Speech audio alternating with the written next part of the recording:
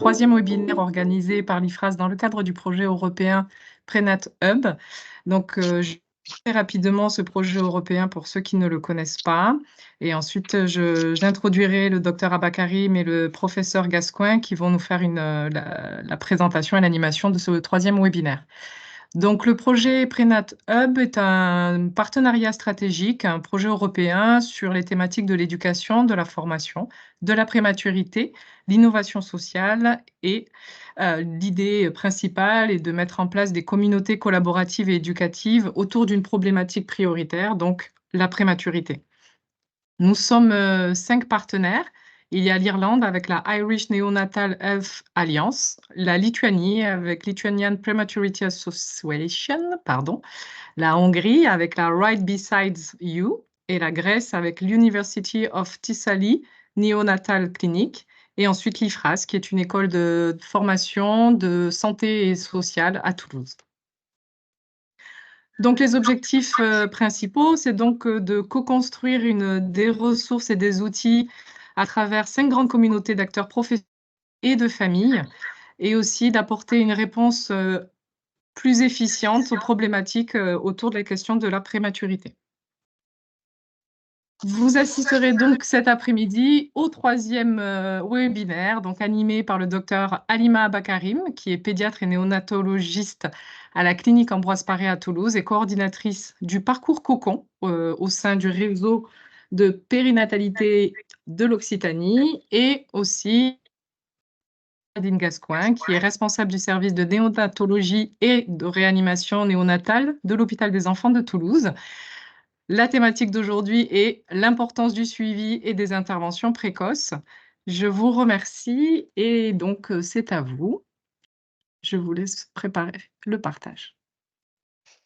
Alors, Je vous informe partage aussi, l'écran. que le temps que vous fassiez le partage, docteur Abakarim, que donc le webinaire est enregistré. Vous avez la possibilité de couper vos caméras si vous le souhaitez. On va laisser le temps de parole à nos animatrices et ensuite à la fin on aura un temps de questions et d'échanges, donc n'hésitez pas à noter toutes vos questions pour qu'on puisse en débattre à la fin. Merci à vous. Est-ce que vous voyez bien mon écran? Oui. Allez, je le mets en plein écran. Hop. Je vous remercie infiniment pour l'invitation. Donc, je vais laisser la parole à Géraldine qui va commencer, qui va introduire, enfin qui va faire la première partie, qui va vous parler du contexte de la vulnérabilité de manière générale et de la prématurité de manière plus spécifique. Et puis moi, je prendrai la parole par la suite pour vous parler de ce qui a été mis en place par le réseau de périnatalité Occitanie au niveau de la région, en collaboration avec les régions PACA Nouvelle-Aquitaine, pour organiser un parcours coordonné pour ces enfants inclus dans le réseau. Géraldine, je te laisse la parole. Et tu me Merci dis beaucoup. suivant quand tu veux que je passe les Super. diapositives. Merci beaucoup, Halima. Donc, je remercie également les organisateurs de nous avoir proposé de parler à deux voix avec Halima. La première partie du topo va être aussi principalement centrée sur les facteurs de vulnérabilité et on va s'attarder un peu plus sur la prématurité. Alors, pourquoi facteur de vulnérabilité néonatale? Vous avez tous probablement entendu parler de la théorie des 1000 jours et on va être vraiment dans cette période-là. Alors, les 1000 jours, on parle aussi de Developmental Origin of Behavioral Health and Diseases, le DOBAD concept. Ça a pour habitude de comporter à la fois la période anténatale, tout ce qui est préconceptionnel, toute la période de grossesse et on a pour habitude de parler également des 2 premières années de la vie. Quand on cumule les 9 mois de grossesse et les 2 premières années de la vie, on arrive à 1000 jours. On sait que maintenant, on est bien au-delà de ces 1000 jours et qu'il y a toute une partie également de trajectoire développementale qui va aller au-delà de ces 1000 jours et de plus en plus, on étend 1000 jours et au-delà. Alors, qu'est-ce qui se passe pendant cette période? Pendant cette période, que ce soit pré ou périconceptionnelle ou postnatale, l'environnement va interagir avec le nouveau-né, le fœtus, le nouveau-né et le futur adulte en devenir. On va avoir différents types de stress qui vont encadrer cette période développementale. On parle souvent d'exposomes, c'est-à-dire plusieurs stress auxquels sont exposés la maman pendant la phase de grossesse et le nouveau-né au moment de la naissance et le nourrisson sur ces 2 premières années. Donc, ces différents stress peuvent entraîner des modifications, notamment des modifications de ces organes en devenir et induire des trajectoires développementales différentes. Alors, dans les stress qui sont assez bien connus, il y a le retard de croissance intra-utérin, le fait d'avoir eu une moins bonne croissance pendant la grossesse, mais il y a également tout ce qui va être recours à la procréation médicale assistée, les contextes de stress nutritionnel ou métabolique comme l'obésité ou le diabète, mais il y a également tout ce qui est stress psychosociaux ou sociétaux, et puis tout ce qui va être toxiques environnementaux. Donc cette liste, elle peut être extrêmement longue, et sur la période postnatale, on va retrouver le même type de stress et beaucoup d'études, notamment en épidémiologie, ont pu montrer que selon l'exposition à ces stress, on va avoir un impact sur la santé à court, moyen et long terme. Donc on ressent bien à travers ces notions qu'il y a un capital santé et compétences psychosociales sur lequel, donc sur cette période de susceptibilité ou de vulnérabilité, on va avoir la potentialité, la possibilité d'agir. Diapositive suivante. Alima. Oui, j'essaye, mais je sais pas ce qui se passe. Donc, quand on parle du concept Vas-y. de 2000 jours, on parle de vulnérabilité, mais on parle aussi d'opportunité. J'anticipe la prochaine diapo, hein. Ce qui veut dire que sur cette période à risque, eh bien, on peut aussi avoir des interventions. Des interventions qui vont nous permettre soit d'atténuer ces risques, soit même de proposer un environnement plutôt favorable pour améliorer le devenir de ces futurs adultes. Diapositive suivante. Donc, cette fenêtre d'opportunité, on va la voir à la fois pendant cette phase de 1000 jours où on a tout ce qui va concerner les origines développementales, mais également au-delà de ces 1000 jours dans les trajectoires développementales et dans les accompagnements qu'on va faire de ces enfants et de ces familles. Diapositive suivante. Si on se concentre plus particulièrement sur la prématurité, alors là, on va faire un grand pas, parce qu'on va rentrer d'emblée dans la prématurité, tout ça pour arriver ensuite sur les interventions précoces dans la prématurité. Donc on a plusieurs moments clés, plusieurs, facteurs de risque, pour un nouveau-né, qui va naître prématuré. Il va y avoir du coup des facteurs, environnementaux, génétiques, épigénétiques, anténataux, néonataux et postnataux. Là, c'est une diapositive que j'ai empruntée à Stéphane Marais, qui est professeur également de pédiatrie, qui travaille beaucoup à Rouen, sur, tout ce qui est neurodéveloppement et qui reprend un peu, tous les facteurs de risque connus qui peuvent, induire, des, complications neurologiques, de type d'hémorragie intraparenchymateuse ou d'anomalie de la substance blanche et qui peuvent être du coup génératrices derrière de handicap, de troubles du neurodéveloppement ou de handicap. Et vous voyez qu'on va avoir des facteurs en anténatal, on revoit là le retard de croissance intra-utérin, l'inflammation, la prise de toxiques, les médicaments, les stress. On va avoir des facteurs à la naissance, le fait même de naître prématurément sur un cerveau en développement sans l'association à ces autres facteurs de risque constitue par lui-même un facteur de risque sur ce cerveau, sur cette vulnérabilité. On voit qu'on retrouve également tout ce qui va être modification de l'oxygénation avec des phases d'hypoxie, de reperfusion, d'infection, d'inflammation et l'exposition à des médicaments. Et en période postnatale, on va avoir sur cette période justement de développement du cerveau et de susceptibilité, le retard de croissance extra-utérin, des variations d'exposition à l'oxygène et d'autres stress environnementaux. Et tout ça, ça va participer à la modification du programme de développement cérébral, l'association éventuellement à des lésions cérébrales surajoutées et des anomalies de maturation du reste du système nerveux. Diapositive suivante. Il y a des études récentes qui se sont intéressées justement à ces facteurs de risque de complications neurodéveloppementales et aux thérapeutiques neuroprotectrices existantes.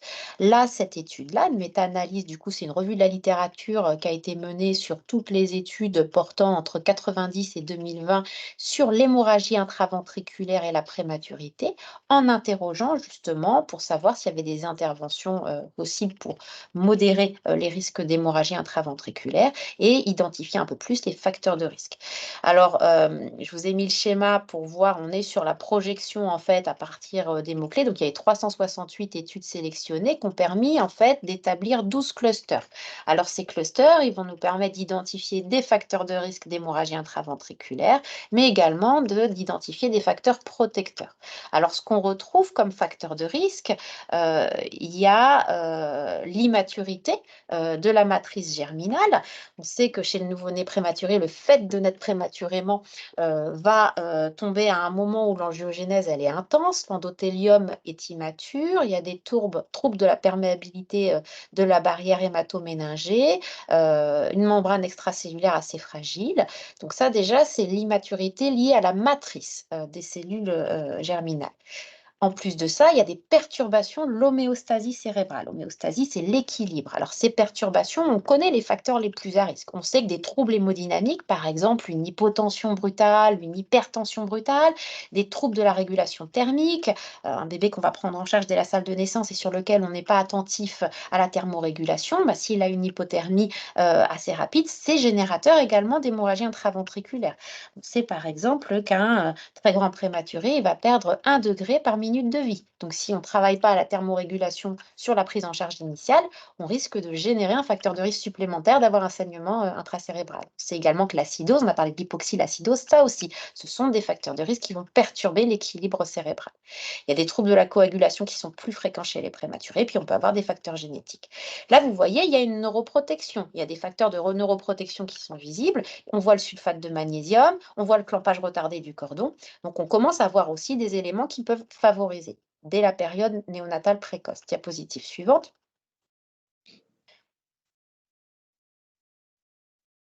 Alors, quand on parle de lésions neurologiques, de complications neurologiques, alors c'était juste pour replacer ces lésions, il y a 2 types de complications qui peuvent être observées chez le nouveau-né prématuré. Les hémorragies intraventriculaires, donc c'est des saignements qui ont lieu à l'intérieur du ventricule, qui sont gradés différemment. On a 2 types de classification, la classification de Papille, la classification de Volpe. Globalement, on va avoir un saignement soit qui va toucher que la zone germinative, on parle sous-épandymère, soit qui va être intraventriculaire et occuper la moitié du volume du ventricule, soit intraventriculaire et occuper plus de la moitié du volume du ventricule avec une dilatation ventriculaire, soit une hémorragie qui va toucher le parenchyme adjacent ou diffuser au niveau du parenchyme. On parle de grade 4. On sait que les grades 1 et 2 sont de bons pronostics et les grades 3 et 4 sont associés à des anomalies neurodéveloppementales. L'autre type de lésion qui peut survenir chez le nouveau-né prématuré sont des anomalies de la substance blanche. On parle de leucomalacie périventriculaire qui peuvent évoluer au début, ce sont des zones hyperéchogènes, mais qui peuvent évoluer vers des cavités porencéphaliques et qui apparaissent souvent 2 à 4 semaines après la naissance ou l'événement aigu. Diapositive suivante. Ces lésions, si elles sont identifiées pendant le parcours de prématurité, sont bien sûr, on a vu, plus à risque selon l'importance de la lésion d'anomalies neurodéveloppementales, mais pas que. C'est-à-dire qu'il va y avoir, ça c'est une revue de la littérature qui est assez récente dans le New England de 2023, qui est assez bien faite et que je conseille à la lecture pour ceux qui sont intéressés par le sujet. Ça reprend tous les facteurs de risque, les interventions précoces et également un peu la genèse, donc comment apparaissent ces difficultés qu'on observe. On a en fait une lésion cérébrale qui peut apparaître du fait des facteurs de risque dont on a parlé tout à l'heure, qui peut être visible, donc avec des hémorragies intraventriculaires ou des leucomalacies périventriculaires, comme on a défini tout à l'heure. Mais il ne va pas y avoir que ça. Ça, ce sont les lésions qui sont visibles. Il va y avoir aussi des lésions non visibles, c'est-à-dire que non seulement il y a la lésion cérébrale induite par l'événement stressant aigu, mais il va y avoir aussi l'altération du développement cérébral. Et cette altération du développement cérébral, elle va impliquer plusieurs types cellulaires et plusieurs régions au niveau cérébral, et elles vont participer à l'apparition de lésions et de troubles neurodéveloppementaux. Ça met en avant un aspect déjà. Ça met en avant le fait qu'on peut avoir une absence de lésions cérébrales visibles pendant la période d'hospitalisation, pendant le séjour par rapport à la prématurité, et que l'enfant développe quand même des difficultés neurodéveloppementales en lien avec les anomalies de maturation. Ici, vous voyez donc sur la partie inférieure du schéma en vert les facteurs de risque. On retrouve les facteurs dont on a parlé tout à l'heure, l'immaturité, l'ischémie, l'inflammation, et on va retrouver des facteurs un peu en miroir protecteurs, comme le contexte parental, la présence des parents ou l'allaitement ou les soins de développement. Donc on voit que là, on commence à avoir des interventions, mais qui sont du coup très précoces dès le séjour d'hospitalisation en néonat. Diapositive suivante. Ça, c'est issu également du même article qui va vous reprendre en fait d'un côté l'apparence de l'IRM pour l'aspect anomalie de maturation et région de vulnérabilité chez le bébé prématuré par rapport à un cortex de nouveau-né à terme. Et vous voyez qu'on peut avoir différents types de lésions ou d'anomalies de maturation qui peuvent être touchées et dans différentes zones et qui vont, selon les zones, entraîner des signes cliniques ou des difficultés neurodéveloppementales. Diapositive suivante. Sur la diapositive suivante, vous allez voir que fonction des zones touchées, c'est-à-dire fonction soit des lésions cérébrales, donc on a parlé d'hémorragie intraventriculaire de haut grade ou d'anomalie de la substance blanche ou d'anomalie cérébelleuse, vous allez avoir derrière, ou des anomalies de dysmaturation, vous allez avoir derrière des anomalies observées dans le suivi neurodéveloppemental de l'enfant. Donc, anomalies motrices, anomalies de QI, de langage, des fonctions visio-spatiales, de la mémoire, des troubles de l'attention, des troubles des fonctions exécutives, des performances scolaires, du comportement. Donc, vous allez voir que du coup, toutes ces sphères-là sont des sphères sur lesquelles on va être très attentif en termes d'évaluation postnatale et d'accompagnement et d'intervention précoce. Vous voyez les interventions en dessous qui peuvent être protectrices. On voit la corticothérapie anténatale, le sulfate de magnésium, le clampage retardé au cordon. Ça, c'est ce qu'on va mettre en place en amont de la prise en charge des bébés prématurés quand on sait qu'il y a un risque d'accouchement prématuré. Il y a la stabilité physiologique pendant la période d'hospitalisation en néonate, prévenir les modifications de CAPNI, monitorer la régulation en glucose, la régulation en pression artérielle, et vous avez vu également tout ce qui est intervention précoce avec les soins centrés sur l'enfant et sur la famille et tout ce qui est intervention en soins de développement. Et on continue après avec des programmes d'insertion précoce, de prise en charge et d'accompagnement et d'intervention précoce au domicile. Vous voyez aussi l'importance du pot à pot, de la présence parentale et de l'allaitement maternel, hein. Donc tout ça, ce sont des facteurs protecteurs avec des interventions dès la phase d'hospitalisation. Diapositive suivante. Je vous ai remis ici les résultats de la cohorte EPIPAGE 2, puisqu'on parle de vulnérabilité du prématuré. Ça, ce sont les chiffres. C'est une photographie des nouveau-nés nés en 2011 prématurés sur toute la France. Donc, une photographie de l'ensemble des centres quasiment qui prenaient en charge des bébés prématurés. Et vous voyez en bleu la survie selon l'âge gestationnel et en rouge la survie sans comorbidité sévère, sachant que des comorbidités sévères, on retrouve les hémorragies de haut grade, les leucomalacies périventriculaires. Et donc, vous voyez que l'âge gestationnel a un impact assez important, dû aussi aux comorbidités vues. Et ça vous permet de vous rendre compte qu'on est globalement à partir de 28 semaines sur des chiffres qui sont de l'ordre de 90% de survie et plus de 70% de survie sans séquelles sévères. Diapositive suivante. Ce qui se passe en période néonatale, c'est une chose, mais c'est aussi derrière, là on reprend par âge gestationnel le pourcentage d'hémorragie de haut grade ou de leucomalacie périventriculaire. On voit aussi qu'on est surtout de nouveau encore sur une pathologie qui va toucher le moins de 28 semaines d'aménorrhée. Diapositive suivante. Au-delà de la période néonatale, Alors, on s'est posé la question aussi au niveau de cette cohorte. Est-ce qu'il y avait une relation entre la cause de l'accouchement prématuré et la survenue de l'hémorragie intraventriculaire? Ça corrobore ce que je vous ai montré dans la phase d'introduction. Globalement, on va retrouver de nouveau les hypoxies ischémie aiguë, l'inflammation et qui va ressortir plus que les autres facteurs de risque de prématurité comme risque d'hémorragie de grade 3 ou 4. Diapositive suivante. Au-delà de la période néonatale, on suit ces enfants et donc ces enfants ont un suivi standardisé comme celui qui va vous être présenté dans Cocon. On a pu observer une amélioration, notamment dans l'évolution de ces enfants entre 97 et 2011. Vous voyez en 97 la ligne bleue, en 2011 la ligne verte, et on voit le taux de paralysie cérébrale. Donc vous voyez que le taux de paralysie cérébrale en dehors de la 24e semaine est inférieur sur la deuxième observation, donc en 2011. Alors, il reste quand même important et très en lien avec le terme de naissance, puisque vous voyez que le taux de paralysie cérébrale pour des nouveau-nés entre 23 et 26 semaines, on est à 6,9% et on passe à 1% pour les nouveau-nés entre 32 et 34 semaines d'aménorrhée. On n'a pas que les déficits moteurs qui peuvent être observés, on a également les déficiences auditives, visuelles et d'autres types d'évaluations comme l'IQ qui permettent d'avoir une vision à travers un questionnaire parental sur les difficultés présentées à l'âge de 2 ans. Diapositive suivante.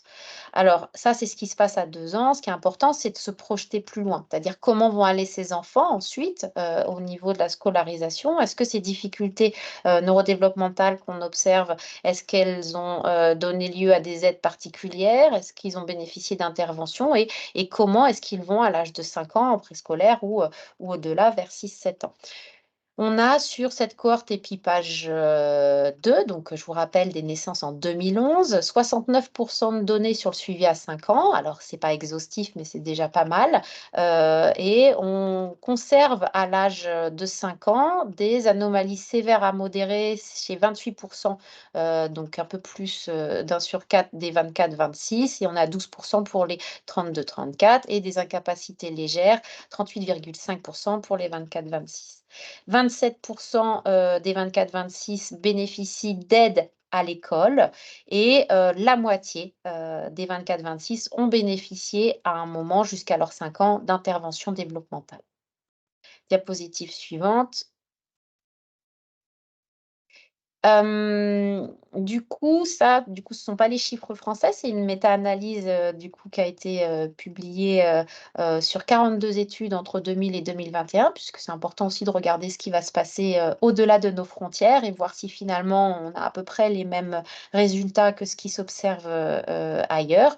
Et ça a repris 42 études. Ils ont regardé des enfants qui avaient eu un diagnostic d'hémorragie de grade 3-4, donc sévère, et comment ils étaient, est-ce qu'il y avait plus de risques d'avoir des anomalies sévères à l'école?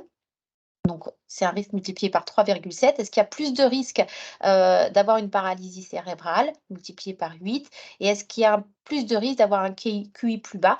Donc, on est de l'ordre d'un QI qui a moins 24 points par rapport à un nouveau-né à terme égal, mais qui n'a pas eu d'hémorragie de grade 3-4.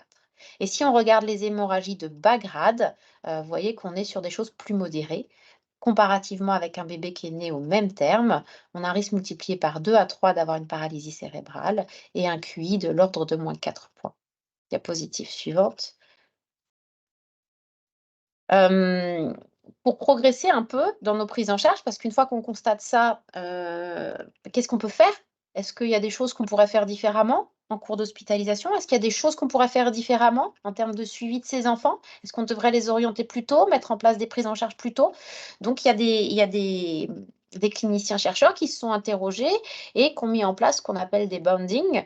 Donc, ils ont essayé de voir tout ce qu'on pourrait faire au mieux. Puis, ils ont fait une étude avant-après en disant, voilà, qu'est-ce qui est connu comme protecteur? Qu'est-ce qu'il faut on va essayer de modifier tout, de faire tout ce qui est recommandé up-to-date pour essayer d'améliorer les prises en charge de ces enfants. Puis, on va voir si derrière, ils vont mieux. Est-ce qu'on diminue le taux d'hémorragie? Et donc là, c'est une partie vraiment sur l'optimisation des soins en période néonatale, donc en phase d'hospitalisation. C'est une publication dans Pediatrics en 2022.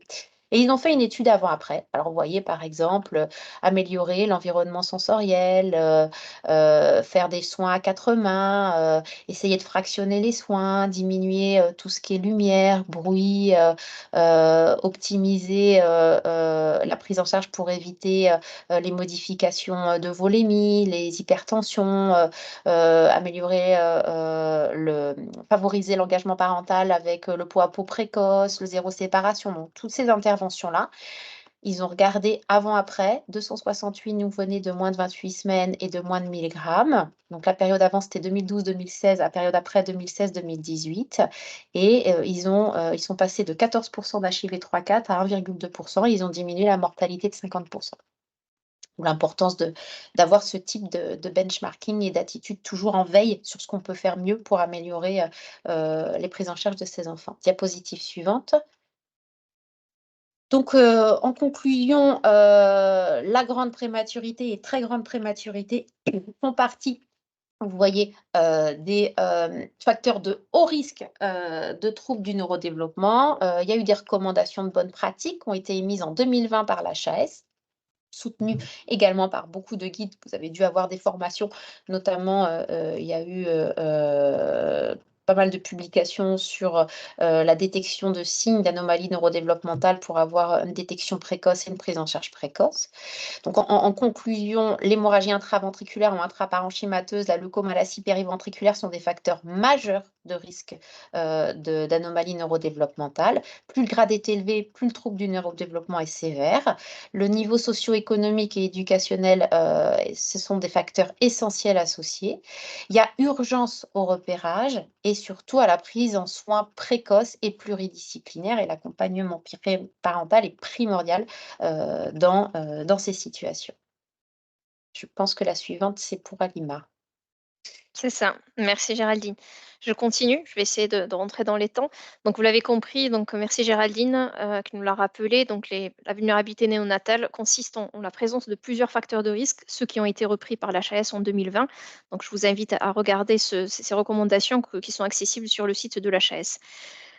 Donc la prématurité, on fait partie de ces critères de vulnérabilité. Et donc, nous, au niveau des réseaux de soins des enfants, du suivi, en tout cas des enfants vulnérables, on se pose toujours la question de comment mettre en place un parcours coordonné qui permet un repérage ultra précoce, une prise en charge précoce. Mais pourquoi cette prise en charge précoce? Donc, vous l'avez compris, parce que chez ces enfants-là...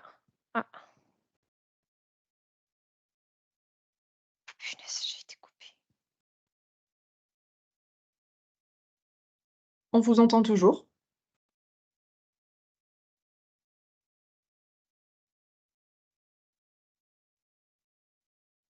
Docteur Rabakari? Ah, petit souci technique, on va attendre quelques minutes qu'elle puisse se reconnecter.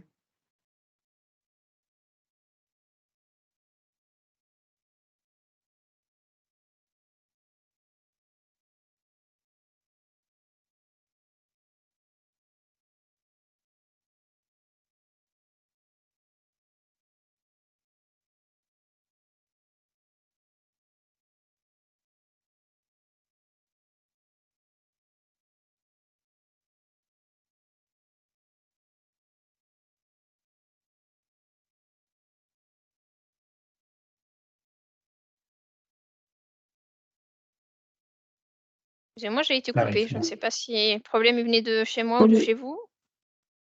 je sais pas, mais ça y est, vous êtes là, on vous entend Allez, bien et on vous voit. je suis de retour. Alors ça, c'est les aléas de... Merci, super. Alors, vous voyez mon écran? Alors, c'est en cours de chargement. Ça y est.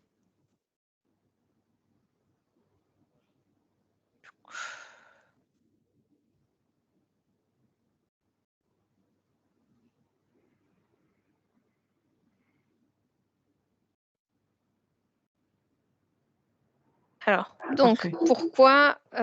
donc là, on va essayer de comprendre pourquoi il faut mettre en place une prise en charge précoce, ultra précoce. Bon, Géraldine nous a déjà fait une bonne introduction là-dessus. On sait que l'organisation du cerveau, la maturation du système cérébral et la croissance cérébrale d'un nouveau-né va être influencée par tous les messages neurosensoriels qu'il va recevoir de son environnement. Toutes les stimulations tactiles, olfactives, auditives, motrices ou visuelles que cet enfant, enfin que le bébé va recevoir pendant la période néonatale et puis par la suite, hein, jusqu'à vraiment la fin de cette période de développement, vont influencer son devenir neurodéveloppemental. Pour ceux qui connaissent les services de néonatologie, vous savez que maintenant, ces dernières années, on met de plus en plus en place des systèmes d'intervention précoce type soins de développement, INIDCAP, pour adapter justement cet environnement neurosensoriel au bébé. Mais on peut avoir quand même, il persiste quelques dystimulations neurosensorielles, le bruit, les lumières, les odeurs, les parfums des soignants, par exemple, l'odeur du gel hydroalcoolique. Tout ça, c'est des éléments qui restent quand même assez, on va dire, qui influencent le développement de l'enfant. Donc, on va essayer de mettre en place des stimulations qui vont être le plus favorables possible pour le développement du système neurocentral du nouveau-né. Au-delà de la prise en charge dans les services de néonatologie, il va y avoir d'autres prises en charge qu'on va mettre en place à la sortie, donc dont on va parler tout à l'heure. Pour revenir aux facteurs de risque de troubles du neurodéveloppement qui ont été rappelés par l'HAS, on a la prématurité en premier, mais pas que. On a aussi le retard de croissance, l'anoxoïschémie, c'est-à-dire le bébé qui va manquer finalement qui va avoir une souffrance. Je ne sais pas si on peut toujours utiliser le mot souffrance, mais en tout cas, l'accouchement va être complexe et compliqué. Les AVC, l'accident vasculaire cérébral, et puis tout ce qui concerne les infections, les chirurgies répétées et prolongées. L'HAS a classé ces facteurs de risque en deux groupes, un haut risque, le haut risque et le bas risque, mais c'est globalement les mêmes facteurs de risque. On reste sur la prématurité modérée et tardive, et puis le retard de croissance et toujours les infections et les chirurgies. À ne pas oublier la vulnérabilité socio-économique et psycho-affective de la famille, de l'environnement familial de l'enfant, qui reste un facteur de risque assez important de déviation de la trajectoire neurodéveloppementale de l'enfant. Si on veut regarder les principaux TND comme ils ont été classifiés par le DSM-5, là, je vous ai mis le taux. Donc, les 6 grandes familles de TND sont les troubles de la communication, troubles du développement intellectuel, troubles de l'attention et hyperactivité, le TDAH, troubles du spectre de l'autisme, les troubles spécifiques du langage et les troubles du développement moteur.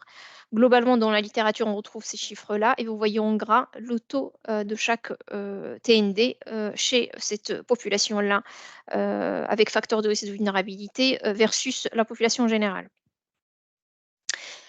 Quels sont les programmes d'intervention précoce qui existent aujourd'hui? Donc, quand on regarde dans la littérature, on remonte, on peut retrouver des programmes, en tout cas qui ont été publiés dès les années 60 aux États-Unis sur un ensemble de facteurs de risque. On retrouve plusieurs séries sur des vulnérabilités socio-économiques et autres dans les années 60, les années 70 et les années 90. Et ces études-là ont bien prouvé qu'il y a un effet bénéfique d'intervention précoce, tout type d'intervention confondue, sur le devenir des enfants.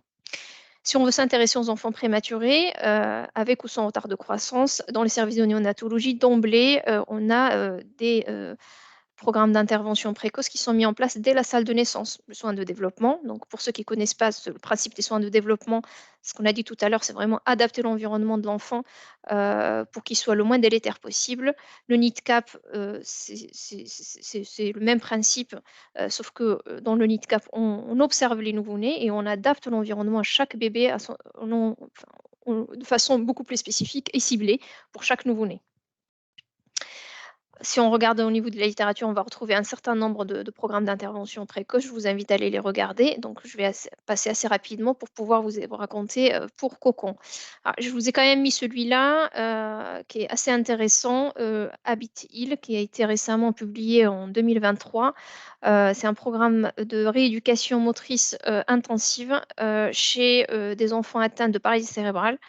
Un programme d'intervention motrice sur les membres supérieurs, qui inclut aussi le membre inférieur, et qui a démontré une amélioration significative des performances motrices de ces enfants, avec un impact positif sur les activités de la vie quotidienne de ces enfants. Voilà, donc il y a eu deux groupes, groupe contrôle, groupe intervention. Le groupe contrôle va avoir une rééducation classique et le groupe intervention, une rééducation intensive. Donc, on sait que les programmes d'intervention précoce vont améliorer le développement cognitif à l'âge préscolaire, vont avoir un impact positif sur l'index de développement psychomoteur, un effet positif sur l'anxiété, sur les symptômes dépressifs, un impact positif. Cet impact, il est positif surtout s'il est basé sur la précocité, sur la parentalité adaptée, c'est-à-dire que le soin doit être centré sur l'enfant et sa famille, de préférence avec des visites à domicile. Alors, le parcours cocon, vous en avez certainement, ou pas d'ailleurs, entendu parler, est un parcours coordonné précoce du nouveau-né vulnérable qui est porté par 3 régions, la région Occitanie, PACA et Nouvelle-Aquitaine, porté par les réseaux de suivi des enfants vulnérables des 3 régions. Je rappelle très rapidement ce que c'est que le réseau de périnatalité. Les réseaux de périnatalité sont des réseaux qui sont cadrés par la circulaire ministérielle de juillet 2015. On est représenté par une fédération, la Fédération française des réseaux de suivi des enfants vulnérables, de suivi en périnatalité, pardon, qui regroupe l'ensemble des réseaux de santé périnatale en France. Donc, le rôle du réseau a été consolidé au niveau du rapport des mi-jours et des recommandations HAS. Le RPO, un petit rappel de l'historique, est né de la fusion des anciens réseaux en périnatalité, le réseau Matermip à l'ouest de la région, en ex-Midi-Pyrénées, et grandir en Languedoc-Roussillon à l'est de la région, avec Petit MIP, qui était l'ancien réseau de suivi des enfants vulnérables à l'ouest de la région, et grandir en Languedoc-Roussillon, l'ancien réseau de suivi des enfants vulnérables à l'est. Donc la fusion des régions a conduit bien sûr à la fusion aussi des réseaux. Donc en 2019, le réseau de périnatalité Occitanie a vu le jour, et aussi le réseau Occitadis qui s'occupe des troubles des apprentissages des enfants au-delà de 6 ans. Le réseau de périnatal Occitanie est une association loi 1901 qui a plusieurs missions qui vont de la conception, de la grossesse pathologique, de la grossesse physiologique, jusqu'au dépistage de la T21, le dépistage de troubles de l'audition et la coordination du parcours des enfants vulnérables jusqu'à l'âge de 6 ans.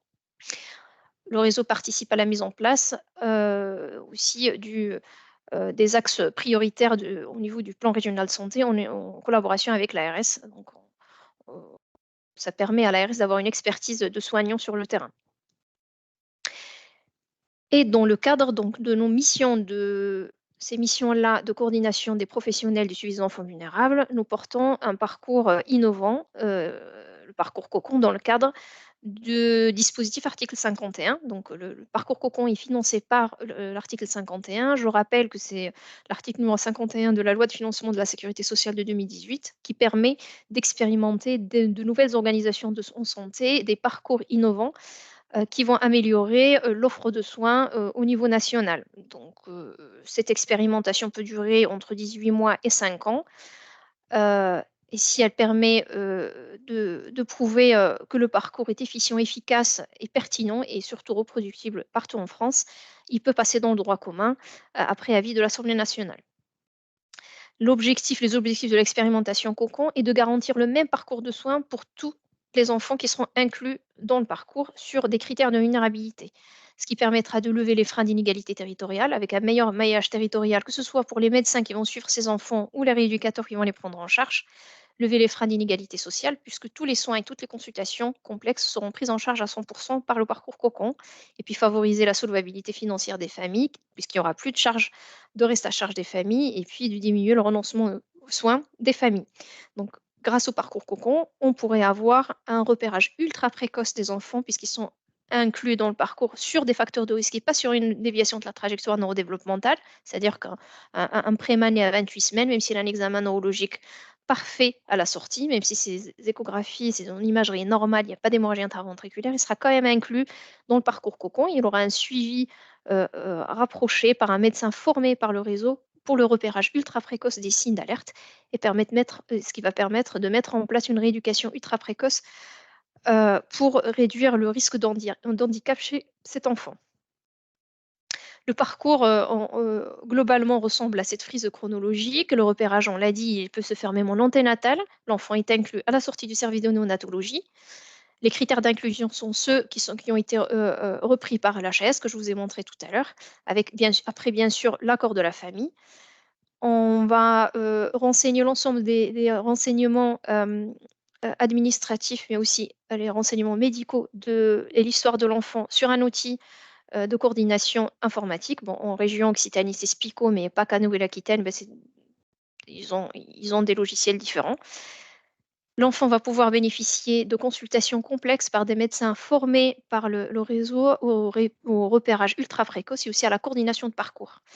À chaque consultation clé, la première année, l'enfant va être vu à 3, 6, 9, 12 mois par le médecin référent. Et à chaque consultation clé, il y a un formulaire qui va être rempli sur l'outil avec l'ensemble des domaines du développement et l'ensemble des signes d'alerte ultra précoces qui vont être vérifiés, regardés par le médecin. Si on a des signes d'alerte précoce, eh bien, une rééducation va être déclenchée et le médecin référent va pouvoir prescrire la rééducation dont l'enfant a besoin, donc des soins adaptés à chaque enfant, précoces et surtout ajustés, adaptés aux besoins de l'enfant et de sa famille.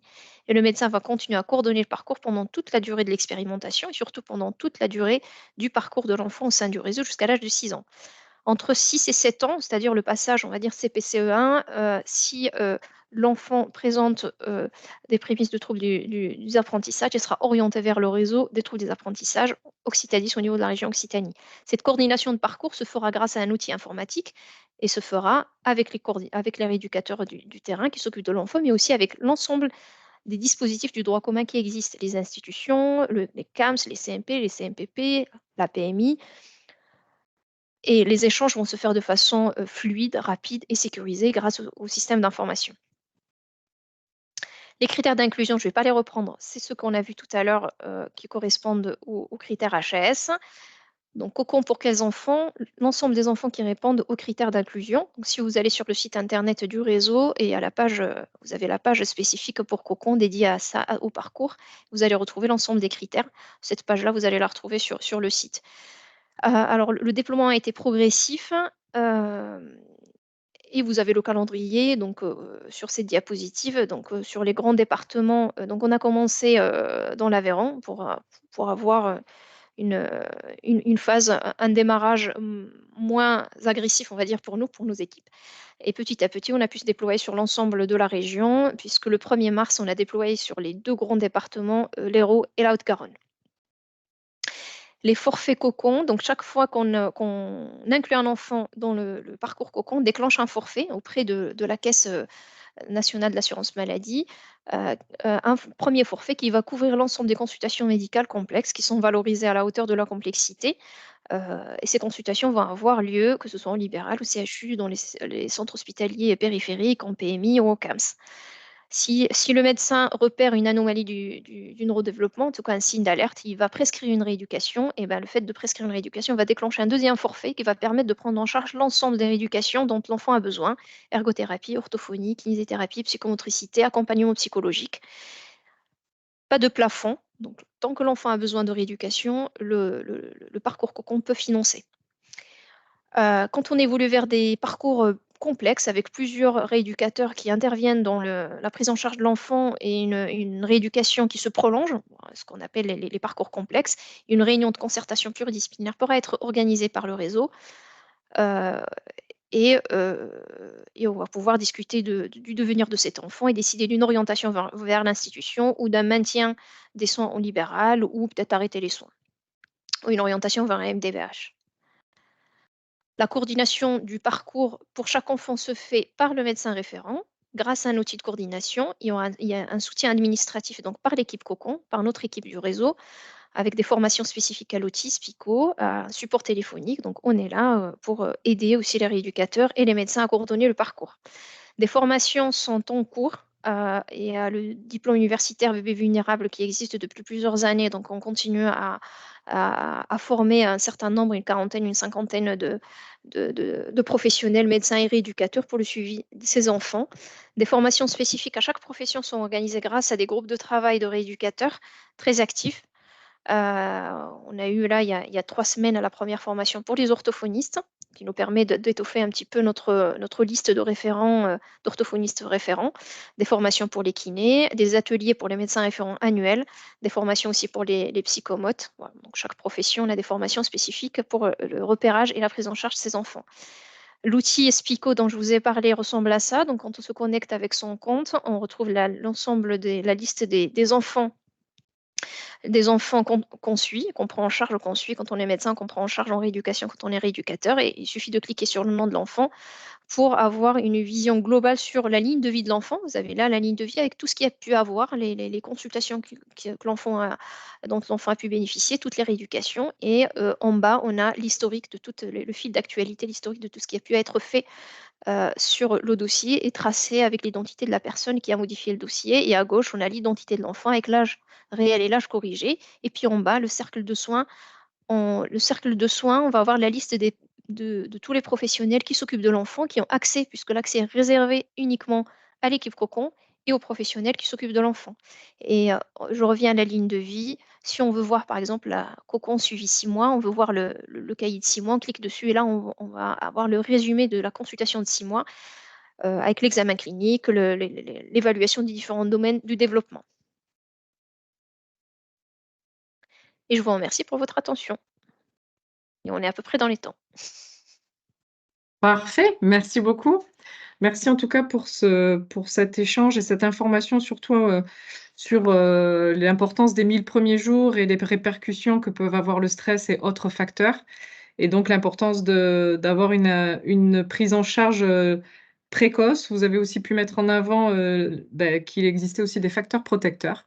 Et ça, c'est aussi important à prendre en compte. Et donc, vous nous avez aussi présenté ce parcours Cocon, un parcours très intéressant. On a déjà une question sur ce parcours. Est-ce qu'il existe un équivalent en région Auvergne-Rhône-Alpes et dans d'autres régions Ah, d'ailleurs, puisque vous avez présenté comme quoi c'était présent dans le sud? exactement. Alors, à ma connaissance, un parcours qui ressemble au parcours Cocon, non, mais je sais que grâce au financement des 1000 jours, les ARS ont fait un peu partout au niveau national, ont fait des appels à projets, hein, et donc il y a pas mal de petits projets qui permettent de financer des parcours, mais très locaux, hein, dans un certain nombre de territoires au niveau national. Donc il faut se renseigner par rapport là où vous exercez, ce qui existe comme parcours coordonné pour les enfants. Il y a des réseaux de périnat dans toutes les régions, donc pour les suivis des nouveau-nés vulnérables. Après, l'intérêt de Cocon, c'est qu'on a une prise en soins, mais surtout une prise en charge financière des professionnels qui ne le sont pas forcément dans des réseaux classiques de suivi de nouveau-nés vulnérables. Même en dehors des réseaux de suivi des enfants vulnérables, par exemple, je vais vous parler, là on est quand même dans la région Occitanie encore, par exemple dans le 82, la PMI, le département a répandu un appel à projet national avec cofinancé aussi avec l'ARS pour l'intervention à domicile pour les enfants prématurés, par exemple. Et il y a un financement avec une équipe de psychomotes, éducatrices, psychologues. Je crois qu'ils n'ont pas d'éducatrices, mais psychologues. Donc on travaille avec eux. Ça fait 2 ans qu'on fait des réunions pour arriver à mettre en place une articulation, je pense que maintenant qui est assez fluide. À Marseille, il y a l'équipe mobile. Par exemple, à Marseille, qui prend en charge les enfants des quartiers défavorisés de Marseille. Pendant la première année, ils ont une rééducation à domicile, une intervention à domicile. Là aussi, ça s'articule avec le parcours Cocon. Donc, le parcours Cocon est censé être généralisé si tout va bien, mais qui va pouvoir s'articuler avec les différents dispositifs qui existent et qui sont peut-être expérimentés de façon parallèle en ce moment. Tout l'intérêt qu'on a avec, pour compléter des organisations comme ça en réseau, c'est que au-delà des nouveau-nés qui relèvent de ce suivi standardisé, c'est-à-dire qu'on les critères d'éligibilité qu'on a vu tout à l'heure, le fait que les professionnels d'aval soient formés à ce suivi spécifique du nouveau-né vulnérable, bah, ça fait qu'on améliore la santé de tous les autres enfants. C'est-à-dire qu'en termes de dépistage, on a des médecins, des professionnels, alors pas que des médecins, hein, des professionnels du suivi d'aval qui sont sensibilisés à ces signes parce qu'ils le font un dépistage standardisé, une prise en soins standardisée pour les enfants qui relèvent de ces critères d'éligibilité. Et ça, clairement, sur le plan territorial, ça améliore la prise en charge de tous les enfants du territoire. Donc, il y a un intérêt santé publique au-delà des enfants qui bénéficient de cette prise en soins. Merci. J'ai une deuxième question de Agnès Clément. Est-ce que les médecins rééducateurs du CHU ont accès à SPICO? Alors, tout le monde peut avoir accès à Spico, il faut en faire la demande, tout simplement. Alors, Spico, c'est un outil informatique qui est porté par l'ARS, par le grade, il n'est pas porté par le réseau. Donc, quand on s'est présenté la première fois en réunion article 51, on nous a dit ben, pas d'article 51 sans outil d'information. Donc, vous allez voir avec votre ARS. Et donc, notre ARS était déjà sur cet outil de coordination et il nous a été proposé. Donc, il est utilisé pour d'autres parcours, hein. TSLA, par exemple, pour les enfants avec des troubles d'apprentissage, DSSP, je crois aussi. Donc, tout le monde peut avoir, il suffit d'en faire la demande au grade. Si le professionnel fait partie des professionnels cocon, à ce moment-là, la demande peut passer par nous, par le réseau. Il suffit d'envoyer un mail au réseau et on pourra bien sûr faire la demande. La demande passe par nous, mais c'est toujours le grade qui crée la session SPICO pour les professionnels. D'accord, et je vous remercie. Et au niveau informatique des hôpitaux, il n'y a pas eu de souci. La corrélation entre les deux systèmes informatiques, vous avez eu la Je sais chance. pas je sais pas ce que vous appelez la corrélation de soucis, je sais pas, vous pouvez vous connecter, mais l'articulation entre Ouais. Spico et l'ensemble des logiciels utilisés, que ce soit les DPI dans les établissements ou les outils, enfin métiers pour les professionnels, aujourd'hui, on n'a pas d'articulation. Enfin, on en est Non. conscient. On est tous des professionnels de terrain et on est tous dans la double saisie pour l'instant. Oui. Voilà. Donc, la demande a été faite à maintes reprises. Je pense qu'à chaque réunion, on en parle. Ils sont tout à fait conscients, mais pour l'instant, puisque le financement, c'est un financement ARS, et je pense que l'ARS ne pourra pas apporter seul un financement si important parce qu'il faut, en gros, c'est comme une sorte de prise. Euh, il faudrait qu'il crée une multiprise qui va pouvoir s'accrocher et s'accorder avec un ensemble de logiciels différents. Celui qui est utilisé au CAMS, celui qui est utilisé dans les différents CHU, parce que c'est pas le même, les CH périphériques, l'outil, le logiciel métier des médecins libéraux. Voilà. Donc, pour l'instant, on est encore dans la double saisie, mais Ouais. ce qui marche, par contre, le point positif, c'est qu'on peut extraire, quand on a complété, en tout cas pour les médecins, quand on a complété sa consultation, on peut extraire en format PDF et l'ajouter à son dossier. Ça, on peut le faire. Merci.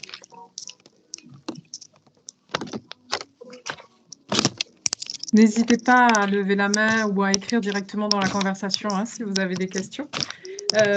J'avais une autre question aussi, c'était pour devenir du coup professionnel référent, vous avez parlé de formation. Comment c'était possible pour un professionnel de devenir du coup référent? Alors, il faut envoyer un CV au réseau. C'est Déborah Salomon, notre référente, notre assistante référente professionnelle. Sinon, on peut aussi passer par le rubrique contact sur le site internet. On demande le CV du professionnel, puisque dans le cahier de charge de Cocon, ça paraît bien le côté formation. On a une exigence de formation. Si le professionnel n'est pas formé, ben, on l'accompagne nous dans la formation. Donc, on organise, comme ce que j'ai dit tout à l'heure, des formations spécifiques à chaque profession. Si le professionnel a déjà une formation et surtout une expérience clinique qui lui permet de prendre en charge les tout petits, parce que c'est surtout ça, hein, l'exigence dans Cocon, c'est de pouvoir prendre en charge des bébés, des tout petits à la sortie de néonat. Et ça, tout le monde n'a pas cette formation-là, ni cette expérience clinique-là. Tout à fait. Mais du coup, vous aussi, vous proposez quand même un complément de formation. Oui, oui, tout à fait. D'accord. Des formations qui existent au sein J'ai du une... réseau depuis des années, hein. Il y a le DUM, il y a toujours eu des formations au sein du réseau, mais là, on essaie de les intensifier un petit peu plus et surtout d'organiser des sortes d'ateliers spécifiques à chaque profession, des ateliers pratico-pratiques. Vous voyez, la formation orthophoniste qu'il y a eu à Nîmes il y a 2-3 semaines, c'était un atelier avec des poupons et vraiment, c'est la prise en soin du tout petit bébé qui a des troubles d'oralité alimentaire. Et c'est là, vraiment, on a beaucoup de difficultés à trouver des orthophonistes formés. Alors, j'ai une autre question. Merci.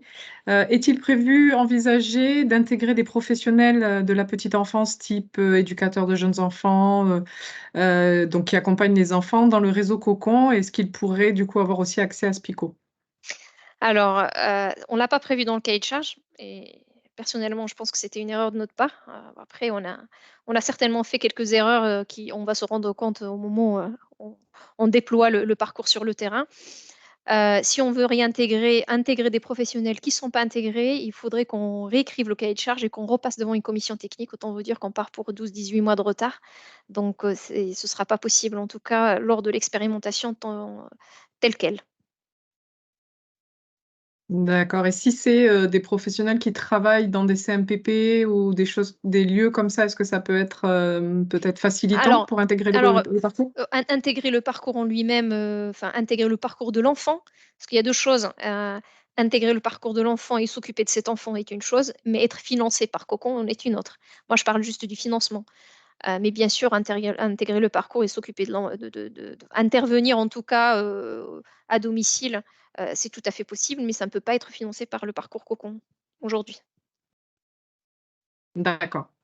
J'ai une autre question. Du coup, cette proposition, le parcours Cocon, s'étale sur combien de temps?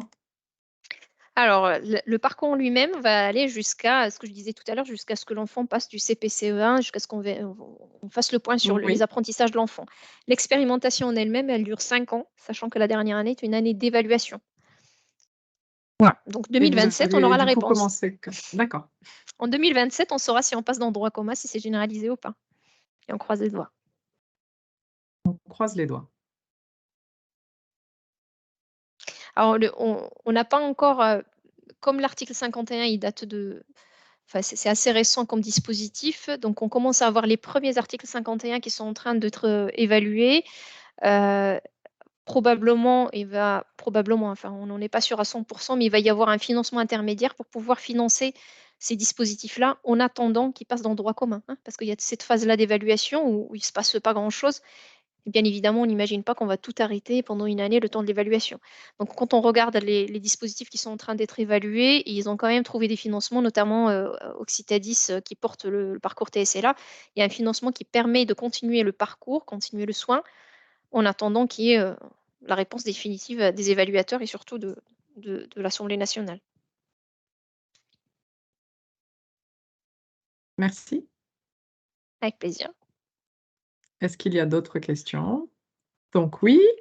Quelle exigence de formation demandez-vous pour l'intégration des professionnels dans le parcours Cocon? Alors, variable selon les professions, point d'interrogation. En tout cas, bravo pour cette expérimentation. Merci.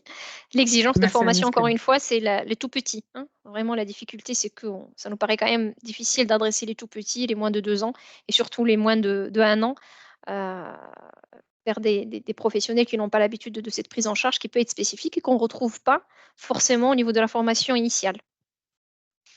Et après, on demande une expérience clinique. Bon, après ces exigences, nous, on a les grandes lignes qui sont communes à toutes les professions, mais ça a été affiné par profession avec les groupes de travail. Donc, les groupes de travail sont ouverts, hein. Si vous voulez intégrer les groupes de travail des professionnels, vous pouvez. Il y a un groupe de travail de kinés, psychomotes, orthophonistes. Ils sont très actifs, ils font ça sur leur temps libre. On fait des réunions tous les 2 mois, 1, 2 mois, 3 mois en fonction des professions aussi, des objectifs. Au sein de ce groupe de travail, on a finalisé donc, les critères de référencement. Les orthophonistes, par exemple, je vous donne l'exemple des orthophonistes, puisqu'il y a un manque quand même assez conséquent, et puis on leur demande de s'engager pour que quand elles signent la charte et qu'elles deviennent référentes, enfin, ils deviennent référents, je ne sais pas pourquoi je parle au féminin, quand ils deviennent référents, ils s'engagent quand même à aller dans le sens de la précocité, c'est-à-dire que si on envoie un bébé de 3 mois parce qu'il a des troubles d'oralité alimentaire, il a des troubles alimentaires pédiatriques, c'est pas pour le prendre en charge 1 an plus tard, hein, on n'est plus du tout dans la précocité. Donc, même si elles n'ont pas de place, elles s'engagent à ce qu'elles puissent prendre les tout petits. Donc, c'est assez complexe. Donc, les orthophonistes, elles ont donné leur avis qu'on a accepté, et c'est de dire que même si on a une orthophoniste qui n'a pas d'expérience clinique majeure dans ce domaine, enfin qui n'a pas d'expérience clinique et qui n'a pas de formation, on va la former grâce aux ateliers qu'on organise et on va lui proposer un accompagnement par une orthophoniste qui est expérimentée. L'accompagnement, c'est-à-dire qu'elle peut assister à des bilans, assister à de la rééducation, c'est-à-dire qu'il peut y avoir des échanges de mails. C'est un système de parrainage qu'on avait déjà mis en place pour les médecins référents qui marche bien, hein. Les médecins référents, c'est pareil. Quand ils n'ont pas trop l'habitude de prendre en charge ces enfants, soit ils se trouvent tout seuls, soit on leur trouve un parrain ou une marraine qui va pouvoir les accompagner, assister aux consultations, envoyer l'enfant pour un deuxième avis ou des échanges de mails ou l'appeler, voilà, en dehors de l'urgence, bien évidemment. Ça vous permet, oui. Pardon, ça vous permet, j'imagine, de combler des territoires où il y a moins de professionnels? Exactement. Exactement. Pour avoir, un des objectifs de Cocon, c'est le maillage territorial et c'est pas évident avec la crise qu'il y a aujourd'hui au niveau de ces professions-là. Donc on ne peut pas se permettre de dire on prend que ceux qui sont formés. Et puis de toute façon, le but, ce que tu disais Géraldine, le but de Cocon, c'est de prendre en charge ces enfants, mais aussi d'aider c'est aussi une des missions du réseau, hein. Cocon le RPO, le réseau de suivi des enfants vulnérables porte Cocon, mais le réseau est là aussi pour fédérer les professionnels, pour préparer le terrain, pour former les professionnels. Et il n'y aura pas que les prémas qui vont en profiter, que les bébés vulnérables, mais l'ensemble des enfants de la région. Ouais, donc, Cocon est un parcours qui est spécifique à un certain nombre d'enfants qui ont des critères de vulnérabilité, mais le réseau est là pour fédérer, pour former, pour favoriser le lien entre la ville et l'hôpital, favoriser le lien entre les professionnels. Donc, j'ai 4 autres questions. Donc, la première, l'épilepsie peut-elle être liée avec la prématurité de Audrey Poupin? Alors, on peut avoir Ça, je plus laisse de Géraldine prémat répondre. oui, c'est souvent l'épilepsie, on peut la retrouver, chez les nouveau-nés, anciens prématurés, souvent ceux qui ont eu des lésions, cérébrales. Donc, oui, c'est à risque. Merci. La deuxième, donc, estimez-vous qu'un enfant n'ayant pas eu de troubles du développement avant 7 ans n'en aura pas plus tard, tout du moins lié à sa vulnérabilité initiale? Ou imaginez-vous un jour poursuivre sur des enfants plus âgés? Alors, pour les enfants plus âgés, il y a des dispositifs qui existent. C'est-à-dire que, Oxytadis, porte le dispositif TSLA, qui est un dispositif mis en place pour les enfants plus grands et c'est un article 51 qui est censé passer dans le droit commun si tout va bien. Ils sont en phase d'évaluation là, donc devraient avoir une réponse assez rapidement. Les besoins de ces enfants-là sont différents par rapport aux besoins de l'enfant 0-6 ans, donc le dispositif n'est pas le même. D'accord, donc on va parler de troubles chez l'enfant au-delà de 7 ans. Bon, après, c'est pas, je vais sur des terrains qui ne sont pas les miens, parce que moi, je ne suis pas les enfants avec troubles des apprentissages. Enfin, j'en suis quelques-uns, mais ce n'est pas du tout mon domaine.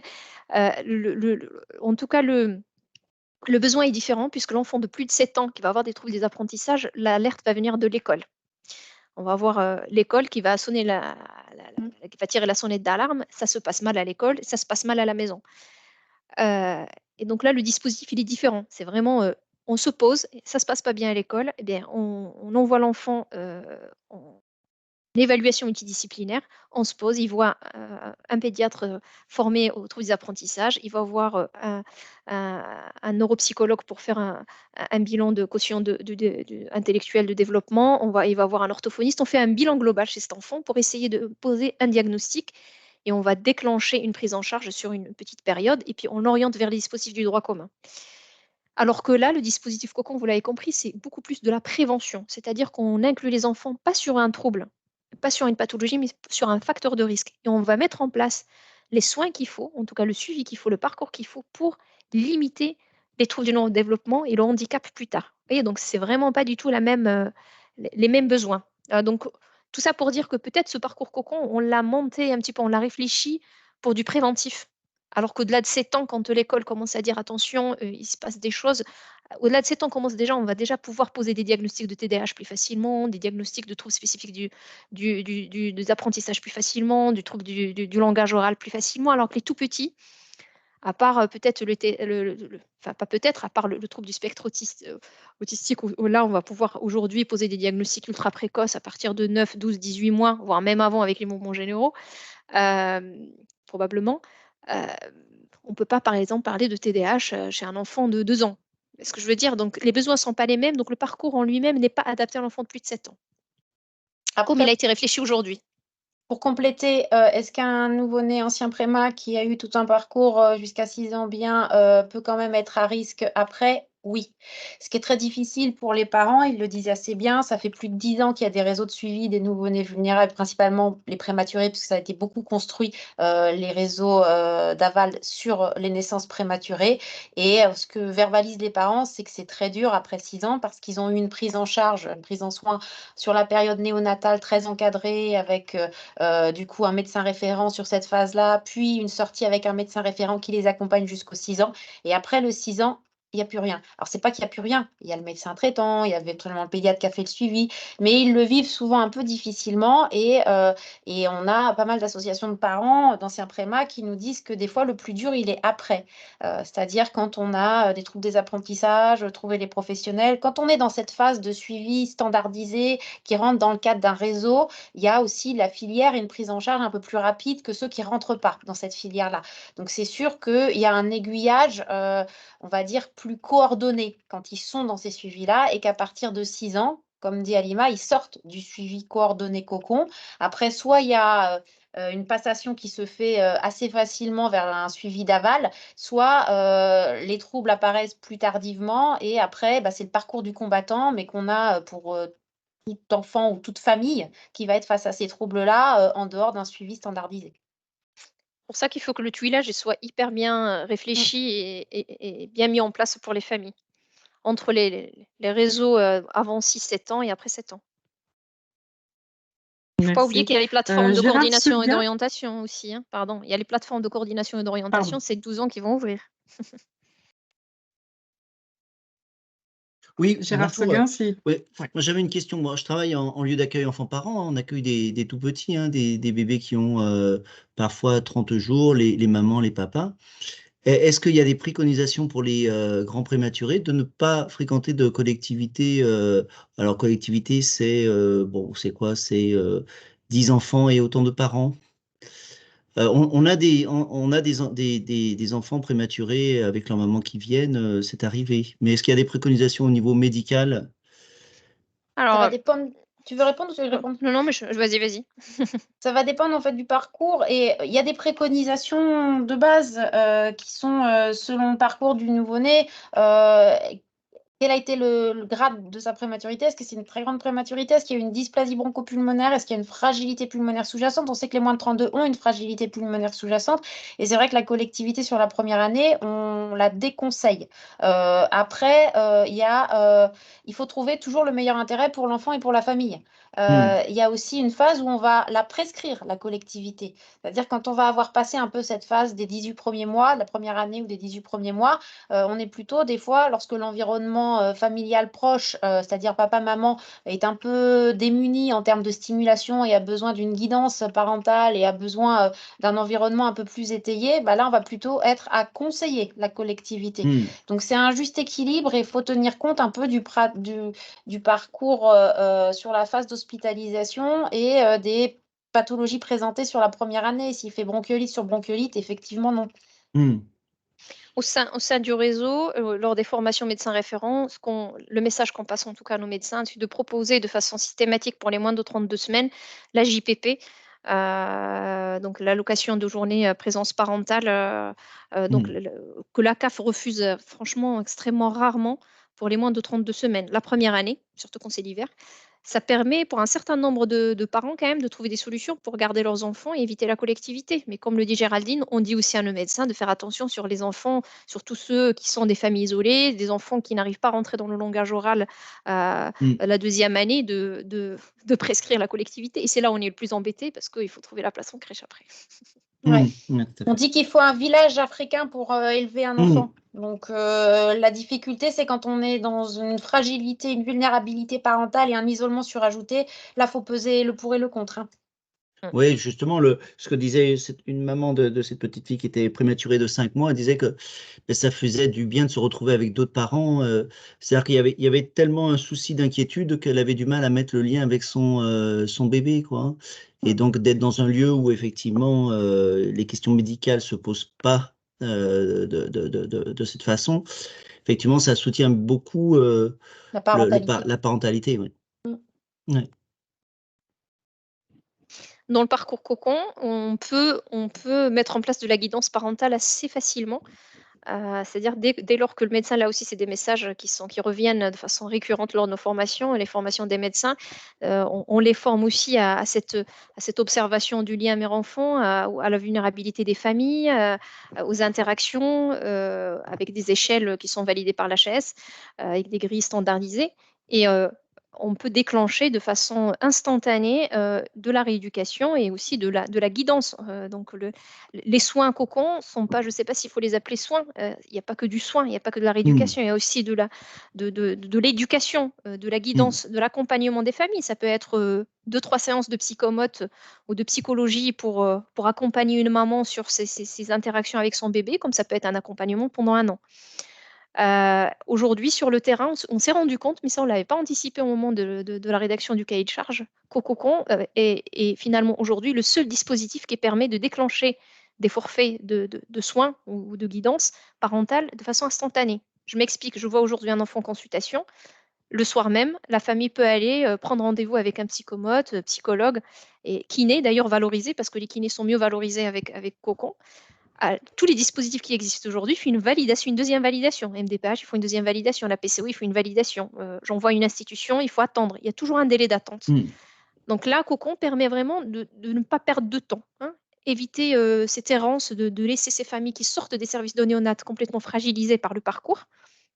Vous l'avez dit, cette maman que vous avez connue qui a été fragilisée par ce parcours, par cette naissance prématurée, par tout ce qui a pu se passer pendant les 3 mois d'hospitalisation, il ne faut pas qu'ils sortent et qu'ils se retrouvent dans la nature. 1, il y a un médecin qui suit l'enfant et qui coordonne. Et 2, il y a des professionnels qu'on peut mettre en place pour faire de la guidance, apprendre à cette petite maman comment se comporter avec son bébé. Il y a certainement des choses qui ont été faites dans le service de néonat, puisqu'aujourd'hui, on est beaucoup dans le soin centré sur la famille, sur le bébé, la famille. On essaie de voir les bébés, en tout cas les examiner quand les mamans sont là, les soins sont faits quand les parents sont là. Mais une fois qu'ils rentrent à la maison, il ne faut pas que ce soit le vide. Il faut qu'il y ait une continuité des soins de développement et une continuité de ces soins centrés sur la famille. Et Cocon permet de mettre ça en place. Bien. J'avais une autre question. Est-ce qu'une communication auprès des directrices de crèche est envisagée pour informer les familles de l'existence de ce dispositif? Alors, c'était une question. Est-ce qu'on informe les familles du dispositif ou pas? On s'est posé la question avant même qu'il y ait la publication du décret. Et on a décidé de ne pas le faire parce qu'on ne voulait pas créer de la frustration, puisque ça ne concerne pas l'ensemble des enfants, mais ça concerne uniquement les enfants qui répondent à des facteurs de vulnérabilité et qu'on repère de toute façon dans les services de néonat. Donc, on a peur un petit peu qu'on se retrouve avec des familles qui, malheureusement, ne rentrent pas alors qu'on a envie de les prendre, mais ils ne rentrent pas dans les critères. Donc, la communication a été large auprès des services de néonat, par contre, auprès des professionnels qui vont inclure les enfants. J'ai une remarque de Christine qui dit que je pense qu'il serait pertinent pour la suite du projet et le temps d'évaluation de prévoir l'intégration et la formation des professionnels petite enfance qui pourraient être de bons partenaires de prise en charge de ces enfants. Cela permettrait, je pense, une amélioration considérable du quotidien de ces. La formation de référents EJE, auxiliaires de puériculture, CAP et puéricultrices ou puériculteurs serait-elle possible pour consolider cette prévention? J'ai oublié les assistantes maternelles qui sont aussi en position de prévention. On a beaucoup de demandes de formation des différents professionnels de la petite enfance. C'est vrai que les moyens qui sont alloués au réseau aujourd'hui pour porter Cocon nous permettent de porter Cocon et d'arriver à l'évaluation avec des données, parce qu'il faut donner des données médicales, des données administratives qui tiennent la route pour qu'on passe devant la commission et qu'on ait les chances, qu'on mette toutes les chances de notre côté pour passer. C'est vrai qu'on a mis la priorité sur ça en ce moment, mais on est tout à fait conscient de l'importance de tout ce côté-là, tout ce volet-là de formation qu'il faudrait qu'on mette en place. C'est vrai qu'on a priorisé la formation des professionnels qui vont prendre en charge les enfants. Après, ça peut être une vraiment le soin. coordination, Halima, avec la PMI et les acteurs. C'est-à-dire que il y a deux niveaux, comme tu disais, c'est-à-dire intervenir dans la prise en soin de cette famille et de cet enfant, et ça, c'est absolument pas limitatif. Il y a des professionnels hors cocon qui vont intervenir et que les professionnels multiples qui interviennent au niveau de ces familles puissent être informés, formés, coordonnés et discuter, c'est une chose. Et ça, c'est des choses qui peuvent peut-être être mises en place. Après, tout ce qui est de l'ordre du financement, comme tu dis, il y a une enveloppe qui a été donnée. Déjà, il va falloir ne pas aller au-delà de la consommation de l'enveloppe et mener à bien pendant les 5 ans. Donc ça, c'est sûr que ça ne sera pas modifié. Mais par contre, coordonner les différents professionnels et communiquer. Peut-être qu'il y aura un travail à faire sur la plateforme et l'échange. Après, ça peut être fait sans forcément un deuxième générer de temps. forfait. Donc peut-être qu'il y aura des choses qui pourront être travaillées à la suite sans forcément passer par l'enveloppe budgétaire. Très bien, Il y a beaucoup de merci. professionnels des PMI qui font partie du parcours COCO, hein. Donc, il y a des liens qui peuvent être faits aussi par les PMI, hein. Il y a la médecine scolaire, la PMI, les médecins, bien sûr. Il y a beaucoup de professionnels donc, qui peuvent rentrer dans COCO et qui peuvent être des intermédiaires pour, bien sûr, communiquer entre professionnels, hein. Merci. Je vais laisser la dernière intervention à Agnès Clément qui a levé la main. Je voulais poser une question à Géraldine Gascoin par rapport aux études que vous avez montrées sur les facteurs de risque, mais aussi neuroprotecteurs. Je voulais savoir s'il existait des recommandations de bonnes pratiques dans les services de réanimation ou néonatologie par rapport à tout ça, parce que, bon, là, c'est clair, hein, c'est des études récentes des méta-analyses. Donc, je me dis, est-ce que ça existe? Est-ce que ça existe? Alors, en France, je ne pense pas. J'ai ma petite idée, mais au niveau international, est-ce qu'il y a des travaux dessus? Alors, ce qu'on peut retrouver sur les recommandations françaises, c'est toutes les recommandations du Green. Donc, ça, on les a sur le site de la Société française de néonat. Et là, on est beaucoup dans tout ce qui va être optimisation du parcours et pour permettre de limiter au maximum les anomalies neurodéveloppementales à venir. Et on voit bien que dans tout ce qui est soins centrés sur l'enfant et sur la famille, on va avoir tout ce qui va être l'accompagnement à la parentalité, la théorie de l'attachement. Donc, on voit bien qu'on a toutes ces interventions qui vont permettre de limiter un peu les facteurs de risque auxquels ont été exposés les enfants. Après, sur l'étude que j'ai montrée en termes d'intervention avec les bondings, on n'a pas encore de recommandations internationales. Après, on a des études, des essais randomisés, des méta-analyses, des Cochrane qui vont nous permettre de dire, par exemple, bah oui, il faut faire un clampage retardé au cordon de 30 secondes, voire 1 minute. Il faut faire du sulfate de magnésium pour les moins de 32. Il faut faire de la corticothérapie anténatale pour les moins de 34. Il faut limiter les à-coups tensionnels. Il faut réguler au mieux. Donc, en fait, il n'y a pas une liste qui va reprendre la conduite à tenir typique. Et puis, bah, malheureusement, la vie fait que on s'ajuste à chaque situation et que souvent, on n'est pas sur un modèle animal où il y a une seule exposition à un stress. Souvent, on cumule les stress. Donc, on essaye d'ajuster au mieux. Mais voilà, donc il y a des données de la littérature qui font que nous, dans nos prises en charge, dans nos prises aux soins, dans les unités, on essaye de faire tout ce qui est recommandé. Mais en termes de rédaction, vraiment de protocole qui reprend tout, non, ça n'existe pas. En dehors des recommandations du Green, bien sûr. Merci.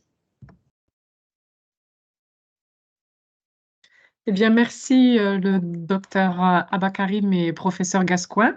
Merci pour votre participation à tous. On pourra retrouver du coup ce webinaire sur la chaîne YouTube de l'IFRAS. Vous pourrez aussi, si vous le souhaitez, vous inscrire en m'envoyant un mail. Je vous envoie le mail dans la conversation, mon mail, pour intégrer les communautés de communes d'échange autour des thématiques de la prématurité. Nous vous inscrirons et merci à tous en tout cas. Merci à vous. Bon après-midi.